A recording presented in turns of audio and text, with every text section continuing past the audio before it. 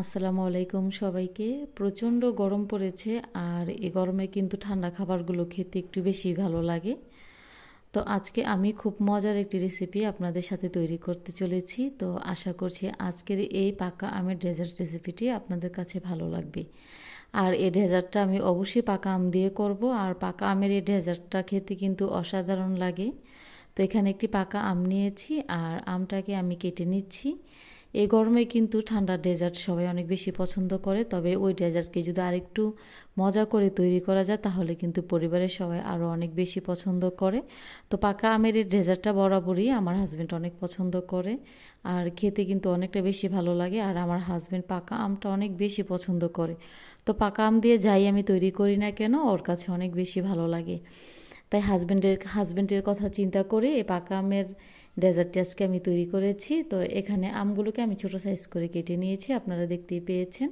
আর আমগুলোকে আমি একটা ওভেন প্রুফ বাটিতে সেট করে নিচ্ছি। আর সেট করে নেওয়ার পর এখানে আমি পর্যাপ্ত পরিমাণ পানি দিয়েছি একটি প্যানে। আর যখন পানিটা গরম হয়ে আসবে ওই পর্যায়ে এখানে আমি দিয়ে দিচ্ছি আধা কাপ সাবুদানা।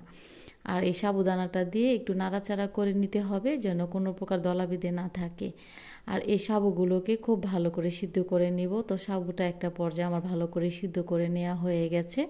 তো এই পর্যায়ে আমি এই সাবুগুলোকে চুলা থেকে নামিয়ে তারপরে একটি স্ট্রেনারের সাহায্যে ছেঁকে তারপরে ঠান্ডা পানি দিয়ে খুব ভালো করে এই সাবুদানাগুলোকে ধুয়ে নেব। আর এখানে আমি লিকুইড দুধ নিয়েছি 750 গ্রাম। আর এই দুধটাকে একটু ভালো করে ঘন করে জাল করে নিয়েছি। আর ঘন করে জাল করে নেওয়ার পর এখানে দিয়ে দিচ্ছি 1/3 কাপ চিনি। চিনিটা আপনারা আপনাদের পছন্দ মতো দিতে পারেন। তো আমার কাছে মনে হয়েছে যে এতটুকু চিনি দিলে আমার কাছে যথেষ্ট, তাই আমি চিনির পরিমাণটা এতটুকু দিয়েছি। আপনারা চাইলে আর একটু বাড়িয়ে কমিয়ে দিতে পারেন। আর এখানে আগার আগার পাউডার নিয়েছি। আগার আগার পাউডারটা একটু পানিতে ভালো করে গুলিয়ে নিব। এই আগার আগার পাউডারটা দেওয়ার কারণে লিকুইড জাতীয় যে কোনো জিনিস জমাট বাঁধে। আর এই আগার আগার পাউডারটা আমি অল্প অল্প করে দিয়ে ঢালবো আর নাড়াচাড়া করতে থাকবো। একটু ভালো করে নাড়াচাড়া করে নিচ্ছি। আর নাড়াচাড়া করে নেওয়ার পর যে আগে থেকে আমি সাবুদানাটা সিদ্ধ করে তারপরে আমি ছাঁকনি দিয়ে ছেঁকে নিয়েছিলাম, তো ওই সাবুদানাটা এখানে দিয়ে দিচ্ছি। আর দিয়ে দেওয়ার পর একটু ভালো করে বলক তুলে আনবো। যখন একটা পর্যায়ে এরকম করে খুব ভালো করে বলক চলে আসবে তো ওই পর্যায়ে আমি চুলার আঁচ অফ করে দিব।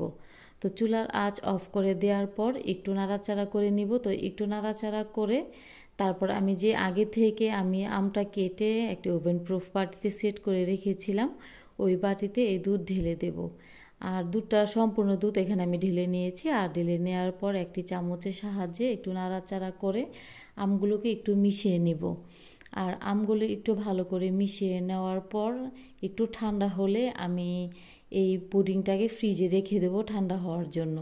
তো পুডিংটা আমার অলরেডি সেট হয়ে গেছে, আপনারা দেখতে পাচ্ছেন। আর এই পুডিংয়ের কালারটাও কিন্তু একটু চেঞ্জ এসেছে।